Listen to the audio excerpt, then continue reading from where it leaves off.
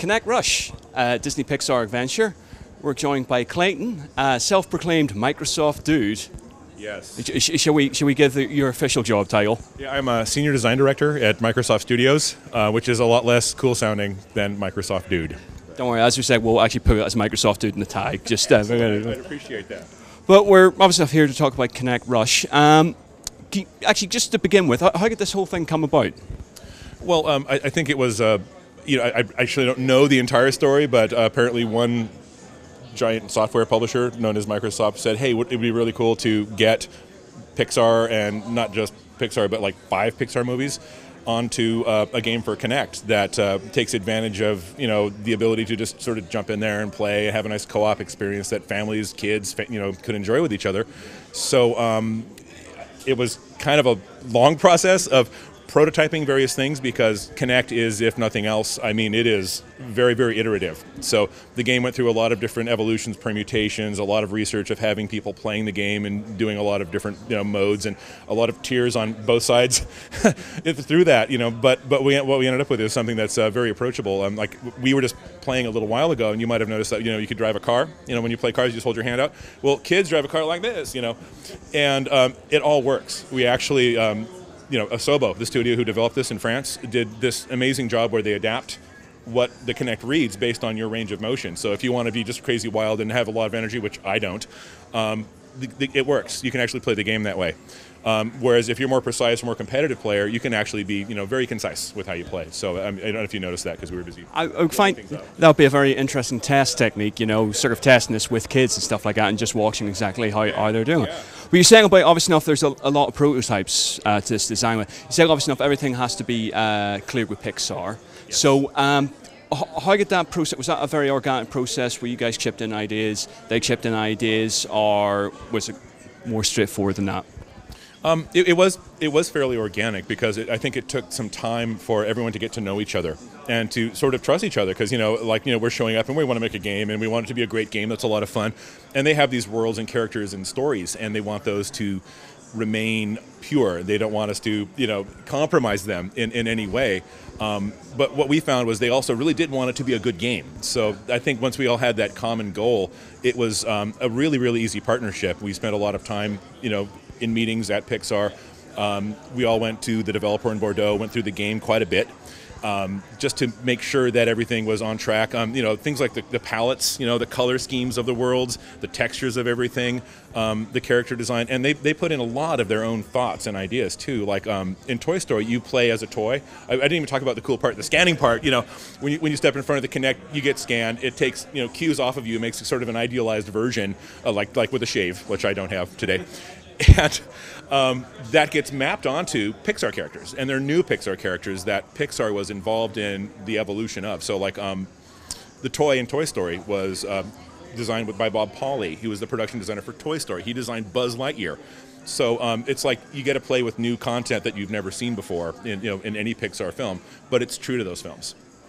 And you said about the palettes, you haven't to really design everything so it keyed in with the imagery of the films. Now, there's always been a very distinct Pixar look to all their films, but you can see the evolution of their techniques throughout, from Toy Story all the way up to Ratatouille and up. So do you feel like you're trying to make 5 different games then, per se, because you have to make 5 different distinct styles to fit in with those particular universes? Well, I think visually, yeah, we sort of had to, because, again, I'm talking about things we just did. So here's stuff we did that nobody knows about, but we just played 2 jungle levels.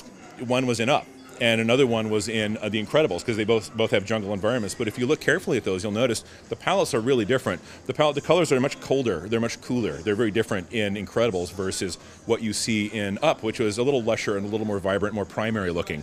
And I really think that is the sort of, that's just like one example. Like, yeah, we could have just done the same trees and made 2, but we actually, Asobo especially was very, very careful to make 2 distinctly different jungles, so. Was the idea originally there to have like the hub level of the park and sort of instigate the introduction to the films that way? Well, that was one of those evolutionary things. When we first started it, we had sort of some idea like, hey, some kids are playing and they have these imaginary stories, because we needed to feel like we weren't just rehashing all the stuff from the movies because people know those stories. We'd like to be able to have an ending that's a little different. So we had these kids pretending. It's called, it's What If. The kids say, hey, what if my favorite character is doing this and you come along and play and this happens? And that opened the door to new stories, which was really cool. But Pixar, when we started talking with them about that, wanted it to be more like a park at Pixar. There really is no such place, but they really wanted to feel like if there were, what would that be? So it's kind of like a giant, beautiful stage set, and it's sort of like, a theme park of sorts, but kids are playing there too, so it's got this sort of approachable sort of feel to it, yeah. So that's the story of the Pixar park, and then we embellished it with a lot of details. You noticed, if you like Pixar shorts for the birds, if you look around the park, there's for the birds, and they kind of fly this way and that. Sometimes they're hard to spot. You spotted them, so good eye. I've actually got, this was actually going to be a later question, but the snowman, that snowman Pixar short, is that popping up anywhere? This is just a personal thing for me because I absolutely love that short. I just want to know whether it's actually in there. Oh no, I'm sorry to say it's not in. We didn't get the snowman in. Interview over. Come on, let's just go. That's just it. I'll forgive you that one. But talking about the design of the games for each of the films. Like we're saying before, you have to make it so kids can enjoy it, but there's a competitive edge as well for players that really want to get into it. Yeah. How widespread did you get into designing the specific game types? Or do you have a set number you thought, okay, we have to make this so it's as simple as possible for kids to enjoy? Yeah, I mean, the goal was always that a kid could play the game. And when you're a designer, there was nothing more humbling and depressing sometimes than watching a room full of kids play your game, because you have these ideas that, I have the perfect design, this will be great, it'll be so much fun. And then a 7-year-old will step up and just tear it apart, or not be able to play, or be really frustrated, or cry.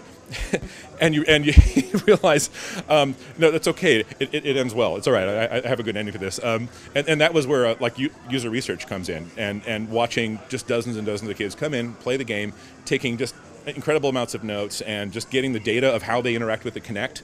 And that's what arrived at this notion of adapting to your range of motion. That was a big part of that, was watching every kid's play style, because we couldn't make every kid do exactly the same thing. They just won't. Just like, people aren't naturally mimes. I have an invisible steering wheel. Well, kids never driven a car, so they might do this, and they can still drive the cars. So that works out pretty well.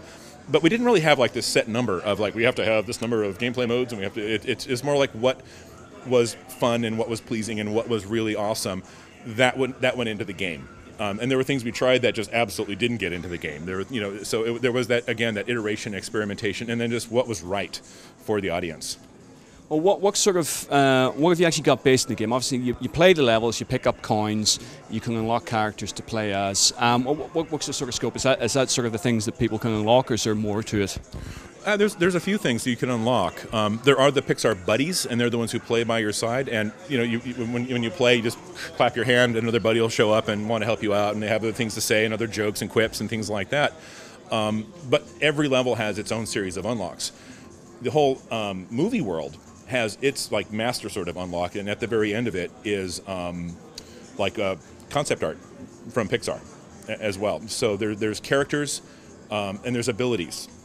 So you might start off as just a race car that's kind of fast, but you get more and more spy gadgets because it's based largely on the Cars 2 experience.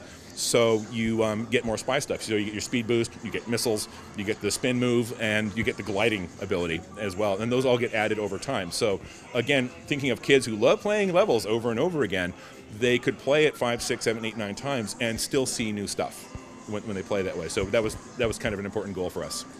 Now, you said obviously the game's coming out in a couple of weeks. Yeah. So what are you guys doing now? I'm doing this.